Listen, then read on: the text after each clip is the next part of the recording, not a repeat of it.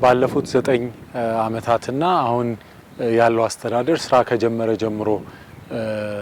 ባለው እንቅስቃሴ የተገኙ የዲፕሎማሲ ውጤቶችን ዛሬ በነበረው ግምገማ አብሮ ጠቅለል አድርጎ ለማየት እድል አግኝተናል።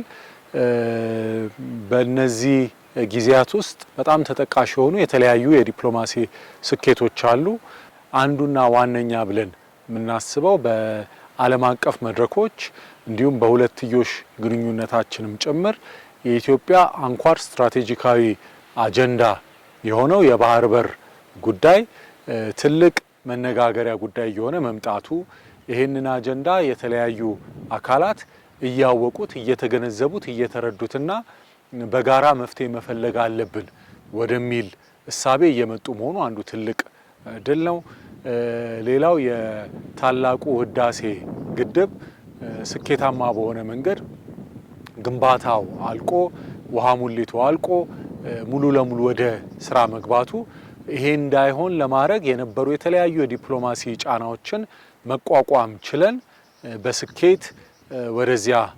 መግባታችን ሌላው የዲፕሎማሲ ስኬት ነው።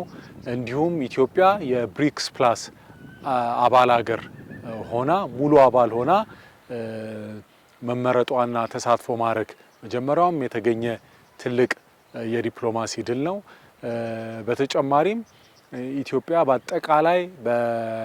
ለኢንቨስትመንት፣ ለኢኮኖሚ አጋርነት እና ለትብብር ተፈላጊ ሀገር እየሆነች መምጣቷ ብዙ የሩቅም የቅርብም ሀገራት ኢትዮጵያን ለትብብር እየፈለጉ ከኢትዮጵያ ጋር ያላቸውን ግንኙነት ለማጠናከር በጣም ጥረት የሚያደርጉበት የትብብርና የወዳጅነት አድማሳችን እየሰፋ የሄደ መሆኑም ያ ደግሞ በጣም በሚታይ ሁኔታ በጉብኝት ልውውጦች በሚደረጉ ስምምነቶች እና በሌሎችም መልኩ በሚገለጥ ሁኔታ ትብብራችን የወዳጅነት አድማሳችን እየሰፋ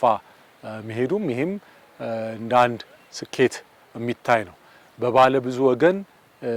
የዲፕሎማሲና ግንኙነትም የኢትዮጵያን ተጽዕኖ የሚጨምሩ የተለያዩ ስኬቶች፣ ድሎች መገኘታቸው ወሳኝ በሆኑ የዓለም አቀፍ ተቋማት ውሳኔ ሰጪ አካላት ውስጥ ኢትዮጵያ እንደ ሀገር በከፍተኛ ድምጽ እየተመረጠች አባል መሆኗ እንዲሁም ኢትዮጵያ ብቻ ሳትሆን ኢትዮጵያ እጩ አድርጋ ያቀረበቻቸው ባለሙያዎች እንደ ሀገር ሳይሆን እንደ ግለሰብ መወከል በሚቻልባቸው መድረኮችም የኢትዮጵያ እጩዎች ባለፉት 9 ወራት ለምሳሌ ስንመለከት ከፍተኛ ድምጽ እያገኙ በአፍሪካ ደረጃም በዓለም አቀፍ ደረጃም እየተመረጡ መምጣታቸው ይሄ የኢትዮጵያ ተጽዕኖ እያደገ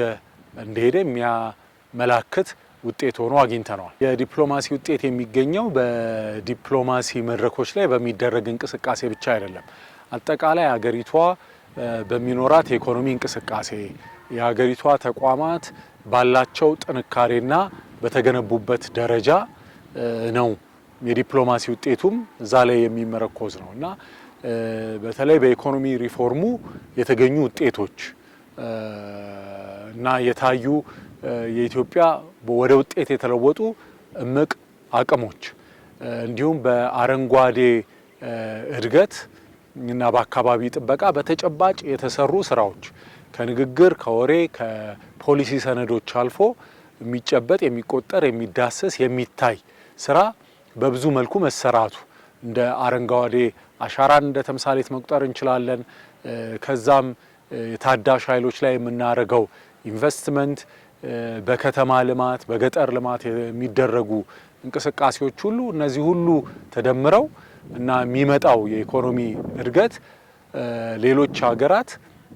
ኢትዮጵያን ለትብብር የሚመርጧት ሀገር እንድትሆን በዚች ሀገር ላይ ኢንቨስት ብናደርግ የኢኮኖሚ እድገቱ ተጠቃሚ እንሆናለን ብለው እንዲያስቡ እንዲሁም ኢትዮጵያ ከምትሄድበት መንገድ ልንማር እንችላለን፣ ልምድ ልንቀስም እንችላለን ብለው እንዲያስቡ አድርጓቸዋል። ስለዚህ በኢኮኖሚው መስክ በተቋም ግንባታ በአካባቢ ጥበቃ የተደረጉ እንቅስቃሴዎች ሁሉ አንድ ላይ ሆነው ለኢትዮጵያ የዲፕሎማሲ ስኬትና ውጤት ከፍተኛ አስተዋጽኦ አበርክተዋል።